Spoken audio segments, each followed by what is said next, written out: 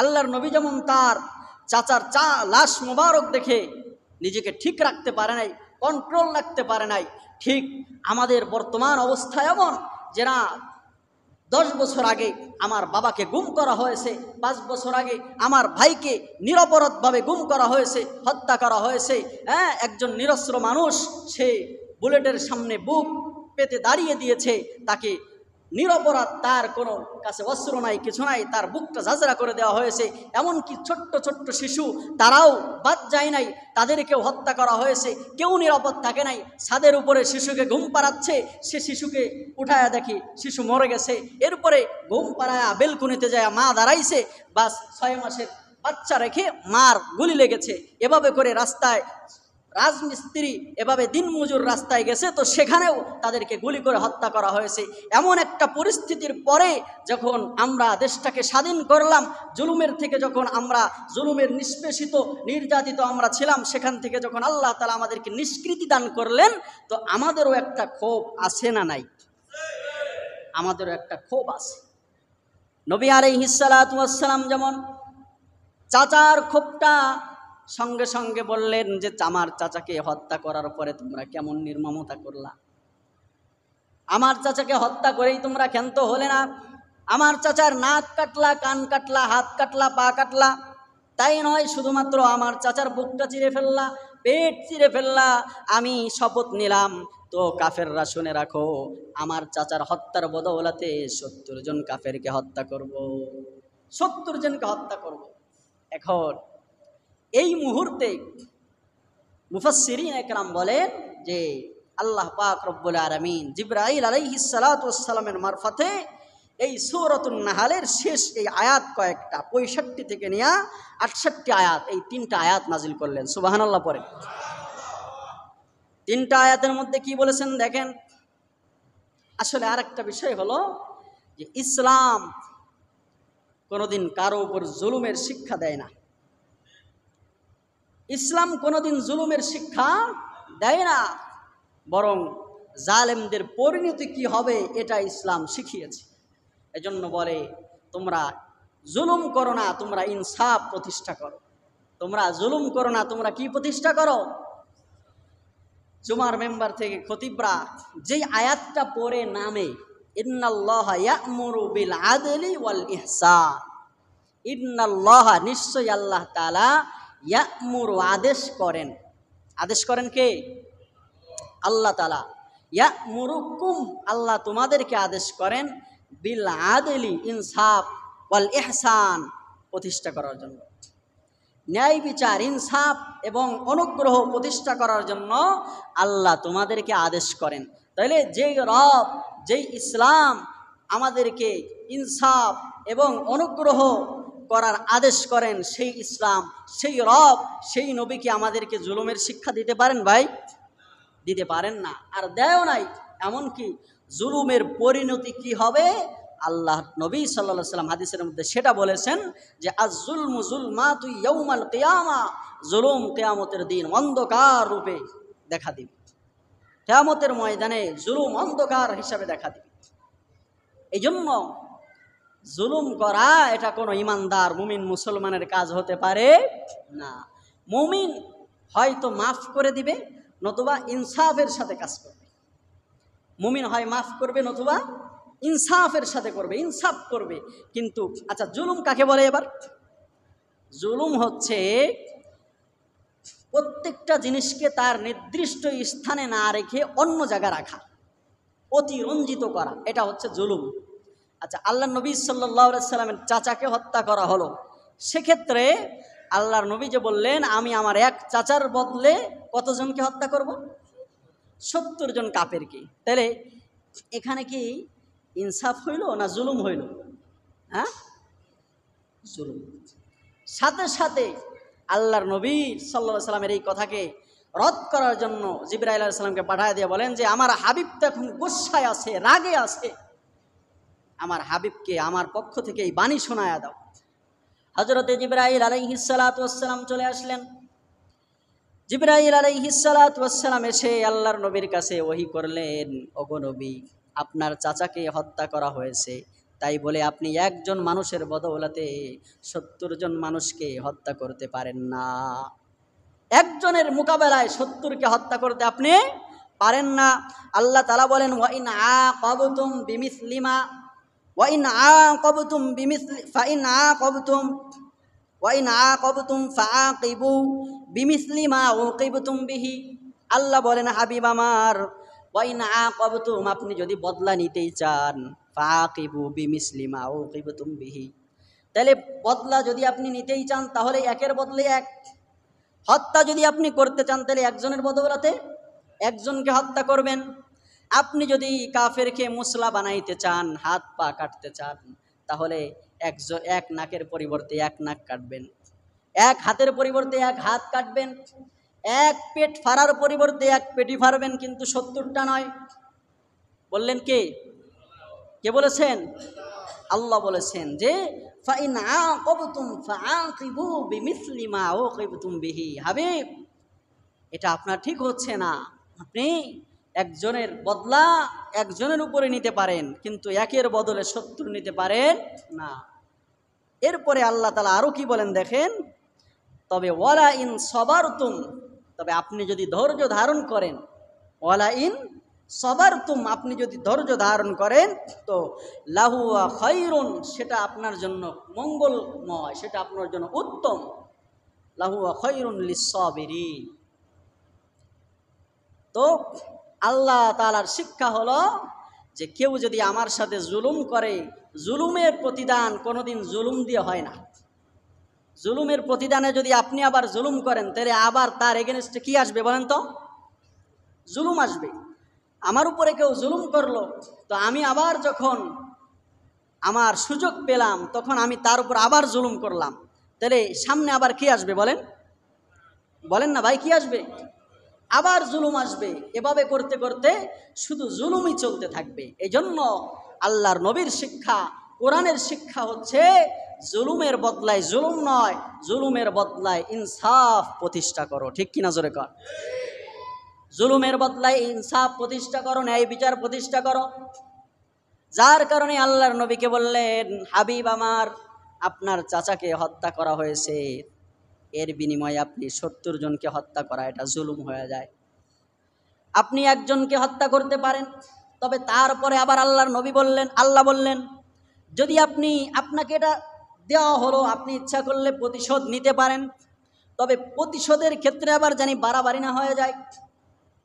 তবে সবচাইতে উত্তম পন্থা যেটা, সেটা হলো জুলুমের বদলায় ইনসাফ না করে বরং ক্ষমা করে দেওয়া। কি করে দেওয়া? ক্ষমা করে দেওয়া। জুলুমের বদলায় বেশির থেকে বেশি আপনি ইনসাফ। এই জন্য ফুকাহায়ে কেরাম কিতাবের মধ্যে মাসআলা লিখেছেন, এই আয়াত থেকে মাসআলা ইস্তেমবাদ করেছেন, যদি কোনো ব্যক্তি কোনো ব্যক্তিকে হত্যা করে, কোনো মানুষ যদি কোনো মানুষকে হত্যা করে, তাহলে তার আহাল যারা আছে, তার অধীনস্থ যারা, তার গার্ডিয়ান যারা, তারা ইচ্ছা করলে যেহেতু লোকটাকে হত্যা করছে, তারাও তাকে হত্যা করতে পারে। তারাও তাকে কি করতে পারে? হত্যা করতে পারে। এরপরে কেউ যদি অন্যায়ভাবে কাউকে হাত কেটে দেয়, তাহলে তার গার্ডিয়ান যারা, তারাও তার ইচ্ছা করলে হাত কেটে দিতে পারে, ইচ্ছা করলে তারাও তার নাক কেটে দিতে পারে, পা কেটে দিতে পারে। কিন্তু একজনের হাত একটা কাটছে, ইনসাফ হলো আপনি যদি বদলা নিতে চান 1 হাত কাটা, কিন্তু যদি আপনি বদলা নিতে যায় 2 হাত কাটেন, তাহলে এটা হবে জুলুম। এটা কি হবে বলেন? ইসলাম এটা শিক্ষা দেয়, এটা হবে জুলুম। এরপরে বলেন ওয়ালা ইন সবারতুম, নবী হে, তবে আপনি যদি সবর করেন, লাহুয়া খায়রুল লিস-সাবিরিন, ধৈর্য ধারণকারীদের পক্ষ থেকে এটা হলো আপনার জন্য উত্তম। আপনার জন্য কি? কারণ ধৈর্যধারীদের সাথে কে আছে? ইন্নাল্লাহা মা'আস-সাবিরিন, যারা ধৈর্য ধারণ করে তাদের সাথে কি আছে? আল্লাহ আছে। এইজন্য হাবিব, আপনি ধৈর্য ধারণ করতে পারেন। শুধু তাই নয়, এরপরে আল্লাহ তাআলা বলেন ওয়াসবির ওয়ামা সবরুকা ইল্লা বিল্লাহ, বলেন ওগো রাসূল, ওয়াসবির, আপনি সবরটাই ইখতিয়ার করেন। সুবহানাল্লাহ পড়েন। আল্লাহ কি শিক্ষা দেয় তার নবীকে? রাসূল চাইতেন না, আপনি বদলা নিলে নিতে পারেন, তবে আপনি যদি সবর করেন এটা আপনার জন্য উত্তম। সামনের আয়াতে আবার বলেন ওয়াসবির। সুবহানাল্লাহ পড়েন। ওয়াসবির হাবিব, আপনি সবর করেন। কি করেন? ওয়াসবির, আপনি ধৈর্য ধারণ করেন। কেন? ওয়ামা সবরুকা ইল্লা বিল্লাহ, সবরটা এটা আল্লাহর পক্ষ থেকে। যে ধৈর্য ধারণ করে তাদের সাথে আছেন কে? আল্লাহ। ওয়াসবির ওয়ামা সবরুকা ইল্লা বিল্লাহ ওয়ালা তাহজান আলাইহিম, নবী হে আপনি ভয় করেন না, আপনি চিন্তা করেন না যে সবর করে ধৈর্য ধরে যদি থাকি তাহলে ওরা তো আরো বেশি অত্যাচার করবে, তাই না?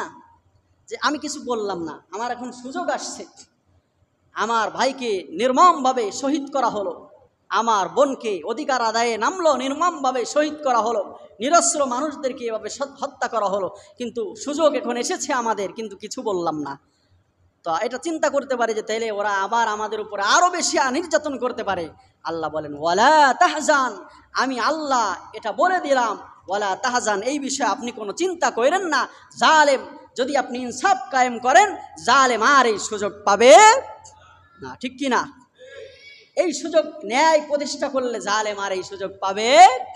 ওয়ালা তাহজান আলাইহিম, তাদের জন্য আপনি, তাদের উপর আপনি চিন্তা করেন না। ওয়ালা তাকু ফি দাইকিম মিম্মা ইয়ামকুরুন, এভাবে করে আল্লাহ তারপরে কি বলেন? আল্লাহ তাআলা এর উপরে বলতেছেন ইন্নাল্লাহ। এটা একটু পরে বলি, এই আয়াতটা তো দেখেন আল্লাহ নবী সাল্লাল্লাহু আলাইহি ওয়াসাল্লামকে কি শিক্ষা দিল? আল্লাহ তাআলা শিক্ষা দিলেন যে হাবিব, আপনি যদি জুলুমের বদলা নিতে চান তাহলে জুলুমের বদলা নেবেন ইনসাফ দ্বারা। কি দ্বারা? কথা বুঝছেন না? কি দ্বারা বলেন? অর্থাৎ জুলুমের রাজত্বের অবসান ঘটায়া ইনসাফের রাজত্ব কায়েম করা, ঠিক কিনা জোরে কর? জুলুমের রাজত্ব শেষ হলে আমাদের দায়িত্ব হলো ইনসাফের রাজত্ব কায়েম করা। জুলুমের রাজত্ব শেষ করে আবার আরেক জুলুমের রাজত্ব কায়েম করা, এটা ইসলাম শিক্ষা দেয় না। এজন্য আমরা চাই, আমরা সর্বসাধারণ সাধারণ মানুষ, আমাদের রাজনীতির কোনো দরকার নাই, আমাদের কিচ্ছুর দরকার নাই। আমরা চাই একটা ইনসাফ ভিত্তিক একটা রাষ্ট্র, ঠিক কিনা জোরে কর? আমার ভাই, আমার বোন, শত শত মানুষ যাদের রক্তের উপরে আজকের এই স্বাধীনতা হলো, আমরা চাই এই রক্ত আর বৃথা না যাক।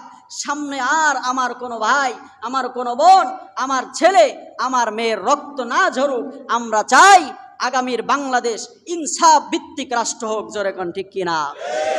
এটাই আমাদের প্রত্যাশা। তো এবার হাবিবকে শিক্ষা দিলেন, হাবিব তবে যদি বদলা নিতে চান, একের বদলায় ওয়াল আইনা বিল আইনি ওয়াল আনফা বিল আনফি ওয়াদ-দুন্না বিদ-দুন্নি ওয়াস-সিন্না বিস-সিন্নি। আল্লাহ কোরআনের অন্য আয়াতে বলছে যে চোখের বদলায় চোখ, নাকের বদলায় নাক, পায়ের বদলায় পা, হাতের বদলায় হাত, তবে একের বদলা দুই না। এখান থেকে মুফাসসিরিন একরাম, এই কথাটা বলে রাখি, মুফাসসিরিন একরাম বলেছেন যে যদিও এই আয়াতটা শুধুমাত্র মানুষের জানি বদলার ব্যাপারে বাহ্যিকভাবে দেখা যাইতেছে, অর্থাৎ কেউ যদি কারো জান হত্যা করে, একটা কাউকে হত্যা করে, হত্যার বদলায় হত্যা, নাকের বদলায় নাক। কিন্তু মুফাসসিরিন একরাম লেখেন যে এখান থেকে এটাও বোঝা যায়, কেউ যদি কারো মাল, বুঝেন ভালো করে, বুঝেন এই কথার ভিতরে অনেক কিছু লুকায়িত, কেউ যদি কারো মাল অন্যায়ভাবে গ্রাস করে, বুঝতেছেন আমার কথা? বিগত 15 বছরে এমন হয়েছে কিনা? কেউ যদি কারো মাল, কারো ভূমি জবরদখল করে অন্যায়ভাবে, ক্ষমতা অন্যায়ভাবে দখল করলো, অপব্যবহার করলো কারো মাল, মুফাসসিরিন একরাম লেখেন কারো মাল যদি অন্যায়ভাবে কেউ অপহরণ ছিনতাই করে নিয়ে যায়, জোরপূর্বক নিয়ে যায়, তাহলে সে যদি চায় তার ওই মালটা সে তার কাছ থেকে নিয়ে আসতে পারবে। এই অধিকার কোরআন তাকে দিয়েছে। কিন্তু তবে যদি তাকে মাফ করে দেয়, ওয়াইন আকাবতুম, এটা তার জন্য ভালো, উত্তম, তার জন্য কি উত্তম। শুধু তাই নয়, আল্লাহ নবী সাল্লাল্লাহু আলাইহি সাল্লাম তখন এই আয়াত নাজিল হওয়ার পরে কি বলছেন জানেন? আল্লাহ নবী বলেন যে ঠিক আছে, তাহলে রব যেহেতু আমাকে সবর করতে বলেছেন, আমার চাচার হত্যার বদৌলতে আমি সবরকে ইখতিয়ার করে নিলাম, আমার 70 সাহাবীর লাশের বদৌলতে আমি ধৈর্য সবরকে গ্রহণ করে নিলাম। সুবহানাল্লাহ।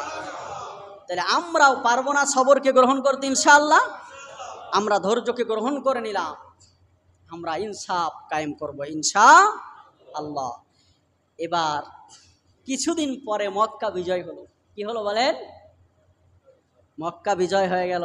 মক্কা বিজয় হওয়ার পরে এবার মক্কার কাফের যারা ছিল তারা বলে, হায় হায়, মুহাম্মাদুর রাসূলুল্লাহ, যাকে সাল্লাল্লাহু আলাইহি সাল্লাম পড়েন, সাল্লাল্লাহু আলাইহি ওয়াসাল্লাম, মুহাম্মাদুর রাসূলুল্লাহ, যাকে আমরা মক্কায় থাকতে দেই নাই, যাকে আমরা এদেশ থেকে রাতের আধারে পালায় যেতে বাধ্য করেছি, সেই মুহাম্মাদুর রাসূলুল্লাহ আজকে বীরের বেশে ফিরেছে।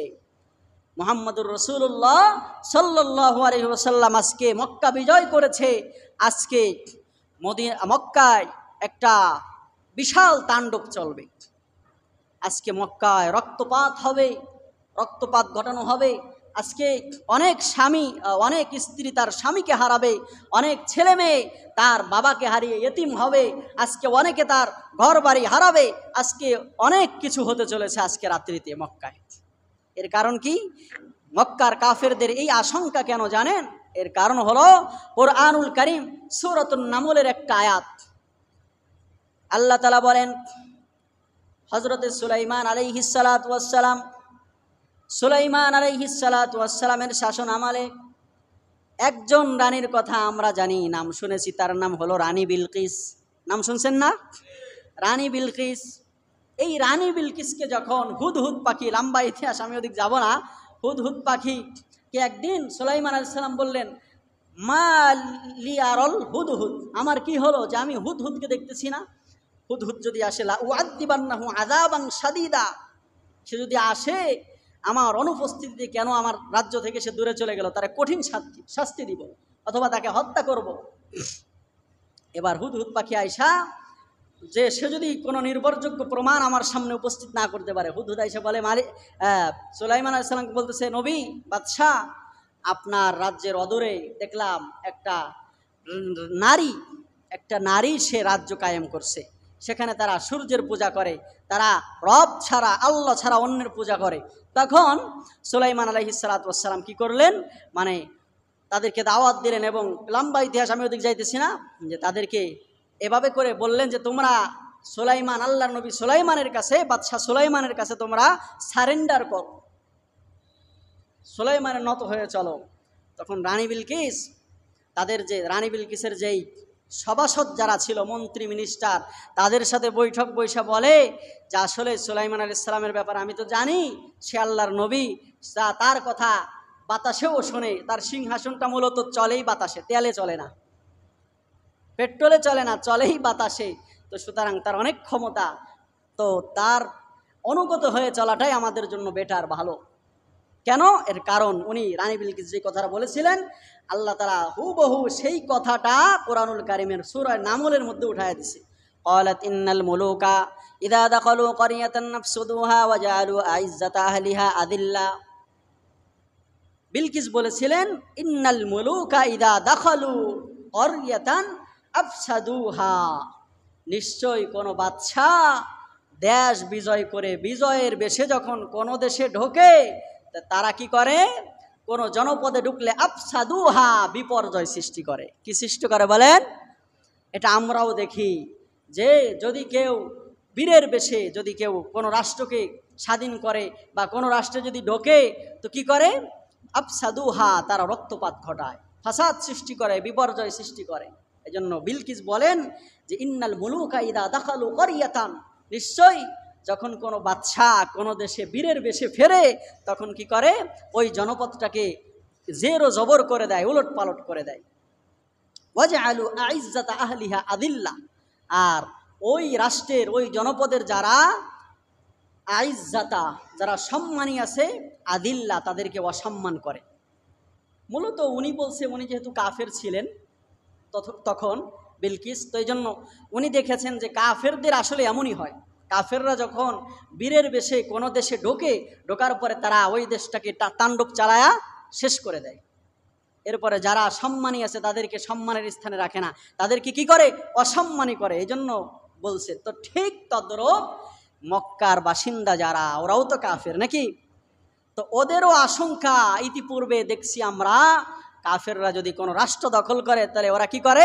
আফসাদুহা, বিপর্যয় সৃষ্টি করে, আদিল্লাত ওয়াজআলু আইজ্জাতা আহলিহা আদিল্লা, আর ওইখানের যারা বাসিন্দা আছে সম্মানীদেরকে অসম্মানী করে। তো মুহাম্মাদুর রাসূলুল্লাহ সাল্লাল্লাহু আলাইহি ওয়াসাল্লাম যেহেতু মক্কা বিজয় করেছে, বিজয়ের বেশে এসেছে, তাইলে মুহাম্মাদুর রাসূলুল্লাহ মক্কায় আজকে কি বিপর্যয় না সৃষ্টি করবে। মুহাম্মাদুর রাসূলুল্লাহ আজকে যারা মক্কার সম্মানী আছে তাদেরকে কি অসম্মানীটাই না করবে। এ কথা যখন বললেন, কিন্তু আল্লাহর নবী সাল্লাল্লাহু আলাইহি সাল্লাম কি সেটা করেছেন? নবী আলাইহিস সালাম সেটা করে নাই। আল্লাহর নবী সেম উল্টাটা করেছেন। এমনকি সাহাবা একরাম বলেছিলেন, ইয়া রাসূলুল্লাহ, বদলা নেওয়ার সময় এসেছে।